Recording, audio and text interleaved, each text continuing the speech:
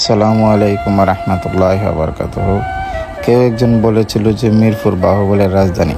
তখন আপনারা সবাই ওনাকে ট্রল করেছিলেন, এমনকি আমিও ওনাকে ট্রল করেছিলাম একটা ভিডিওতে। কিন্তু এই ভিডিওটা দেখার পরে আপনারা আমার সাথে একমত হবেন যে মিরপুরই বাহুবলের রাজধানী। কারণ কি? কারণ হিসাবে দেখেন, সিলেট বিভাগের 3টি জেলাই গেটওয়েই হলো আপনার এই মিরপুর। আপনার মৌলভীবাজার ঢোকার রাস্তায় একমাত্র রাস্তা হলো মিরপুর, সুনামগঞ্জে ঢোকার একমাত্র রাস্তা মিরপুর ঢাকা থেকে, রাজধানী থেকে। তারপর সিলেট সদরে ঢোকার একমাত্র রাস্তা হলো মিরপুর। তাইলে এই দিকে চিন্তা করলে মিরপুর অবশ্যই বাহুবলের রাজধানী।